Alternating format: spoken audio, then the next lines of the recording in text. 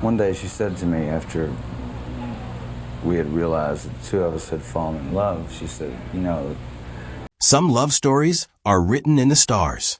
Others are scrawled in permanent marker on a paper bag, vivid, urgent, and gone before the ink even dries.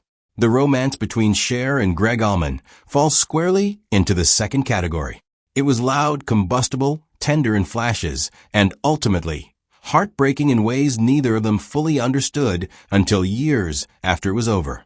When news broke that the legendary rock musician Gregg Allman had passed away at the age of 69, the tributes poured in from every corner of the music world. But one name kept surfacing in the conversation, not just as a former wife, but as someone whose chapter in Gregg's life had never quite been closed. And as the years passed, revelations began to emerge. From Gregg's own memoir, from Cher's long-awaited autobiography, and from candid interviews scattered across the decades, a fuller, more complex picture came into focus. So today we're going back. We're going all the way back to 1975, to the moment two wildly different worlds collided. And we're asking the question that millions of fans have wondered for decades. What really happened between Cher and Gregg Allman, and why, in the end, did it never stand a chance? Stay with us, because what unfolded between these two is far more layered than any tabloid headline ever captured. To understand why Cher and Gregg Allman didn't work, you first have to understand who each of them was in 1975, not just as celebrities, but as people carrying the full weight of their pasts.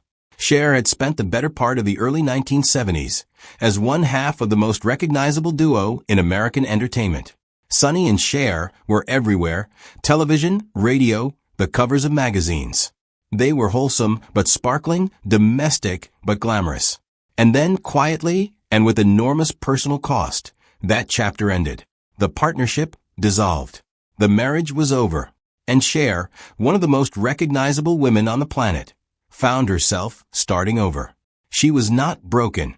That much was clear. Cher has never really done broken. But she was wide open in that particular way that only a major life transition can produce. Raw at the edges, hungry for something new, and perhaps not as cautious as the situation called for. Enter Gregg Allman.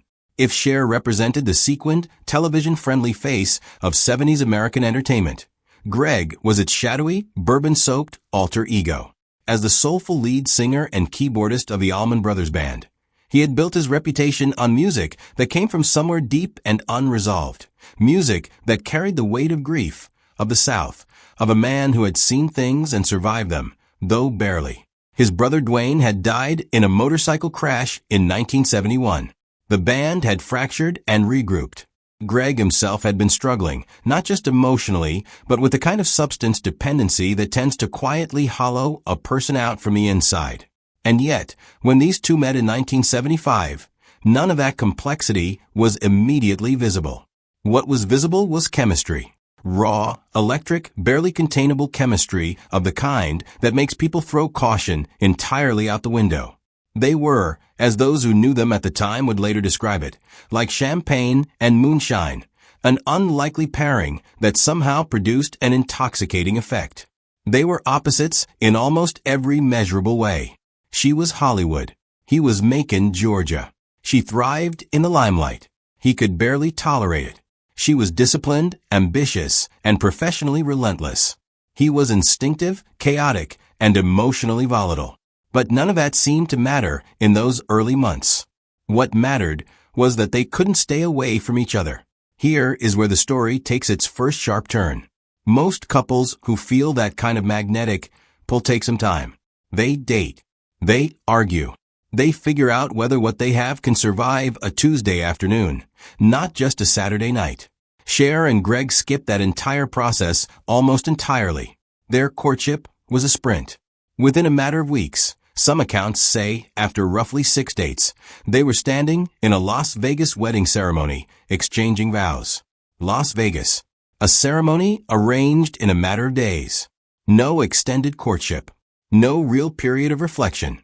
Even by the freewheeling standards of 1975 celebrity culture, this was fast. And the warning signs, in retrospect, were everywhere. The most significant of those warning signs was something Gregg had not yet disclosed to Cher at the time of the wedding, the full, unvarnished truth about his substance abuse problem. He was struggling, badly. And while Cher had some awareness that Gregg lived a rock and roll lifestyle, she did not have a clear picture of just how deeply his dependency ran. Gregg later acknowledged this in his memoir, My Cross to Bear, a book that reads in places like a long and painful act of self-reckoning.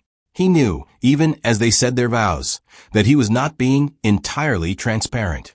He was in the grip of something he couldn't control, and he was entering a marriage without having given his new wife the information she needed to make a fully informed decision.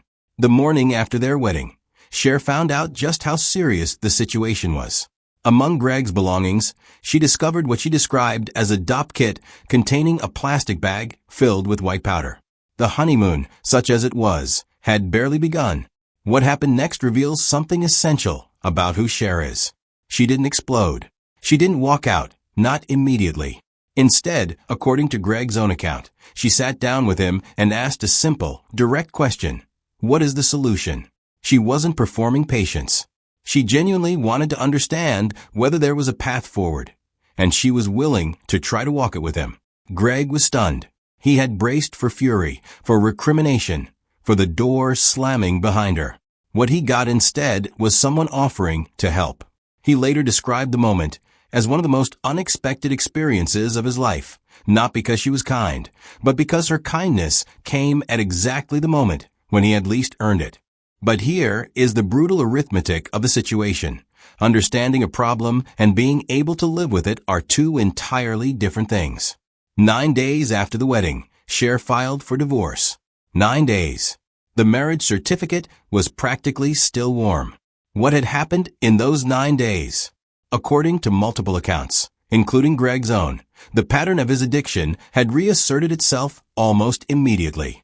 He would disappear for stretches of time, lost in the fog of whatever substance had its hold on him that particular day. He was unreliable, absent in ways that went beyond mere physical absence. Even when he was present, he wasn't really there.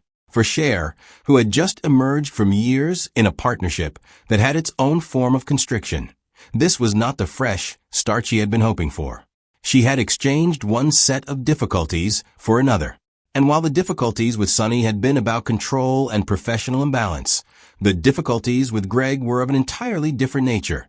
They were about watching someone she loved actively destroying himself and being powerless to stop it. So she filed. And then, and this is the part that people often forget, she didn't follow through. Gregg, by his own admission, begged. He came back to her. He pleaded. He made promises. And Cher, against what was probably her better judgment, agreed to give the marriage another chance. Why? Because the connection was real. That's the simplest answer, and also the truest one. She has described in various interviews and in her own memoir the intensity of the bond between them as something unlike anything else she had experienced. It was, she said, like two celestial bodies in orbit around each other, neither quite able to break free from the gravitational pull. She wanted to believe he could change. She wanted her love to be enough. She wanted, in the deepest part of herself, for the fairy tale to be possible. It wasn't. What Cher revealed in her memoir, released decades after all of this unfolded, added an entirely new and deeply personal dimension to the story. Shortly after their wedding, during those chaotic early days when everything was already fracturing, Cher discovered she was pregnant. This was not a moment of uncomplicated joy. The morning after their Las Vegas ceremony, she and Gregg were required to be in separate cities for work. The relationship was already showing cracks. And now, against that backdrop, she was facing a decision that would have profound and permanent consequences. She wrote about it in her memoir with characteristic directness, but without a great deal of explicit detail. After finding the white powder in Gregg's belongings and sitting with the full weight of what his addiction meant for their future, she visited her doctor, a physician she had trusted for years, who had helped her through miscarriages and through the birth of her first child, Chaz, during her marriage to Sonny. During that visit, the doctor noted the presence of ovarian cysts. He offered to take care of them. Cher understood what he was offering, and she made her choice. She did not frame it as a simple or easy decision. She wrote about the context that shaped it: Gregg's relapse, her professional obligations, the fact that she was already responsible for her mother, her sister, and her child. She had been on bed rest throughout her previous pregnancy and had barely been able to leave the house for months. On Monday, she had to be at work. I had to make a choice, she wrote, and I knew what it was. What made the moment even harder, she acknowledged, was that she couldn't talk to Gregg about it. He wasn't there, not in any meaningful sense. The person she had married just days before was already, in some fundamental way, absent. It made it tougher that I didn't have Gregory to talk to about it, she wrote. But I made my decision, and I was so grateful to my doctor's compassion for giving me one. Despite everything, the marriage continued. And in 1976, Cher and Gregg welcomed a son, Elijah Blue Allman. His arrival did not stabilize the relationship, but it did permanently bind them to each other in a way that outlasted the marriage itself. The same year, in what was perhaps the most ill-advised creative decision of both their careers, they released a collaborative album. It went by the name To the Hard Way and was released under the billing of Allman and Woman. The concept on paper had a certain adventurous appeal, Cher's polished pop sensibility meeting Gregg's raw, southern rock roots. Two titans of their respective genres finding common ground. What actually emerged was received as one of the more spectacular creative misfires of the decade. Critics were not merely indifferent. They were savage. Rolling Stone, the publication that served as the closest thing the music industry had to a Supreme Court, awarded it 0 stars. 0. The review characterized it as the bottom of the barrel after a long fall for Gregg, and more of the same for Cher. Other publications were similarly unkind. Fans of the Allman Brothers Band were alienated by the collaboration. Cher's audience wasn't prepared for her foray into southern rock territory. Nobody, it seemed, wanted this album. But the commercial failure was almost beside the point. What the album revealed, to both of them, and to everyone watching, was how little common ground they actually shared. The recording process had highlighted their incompatibilities rather than bridging them. The animosity that existed in their private life had seeped into the music. Instead of creating something that drew them together, the project had exposed, in high definition, how different they fundamentally were. The marriage officially ended not long after, but the manner of its ending, as Cher would later reveal, was not what most people assumed. For years, the public narrative around the end of Cher and Gregg's marriage was relatively straightforward. A story of addiction, incompatibility, and a relationship that simply burned itself out. But in her memoir, Cher offered a different account of the final chapter. According to Cher, Gregg ended the marriage in a note. Not a conversation, a note.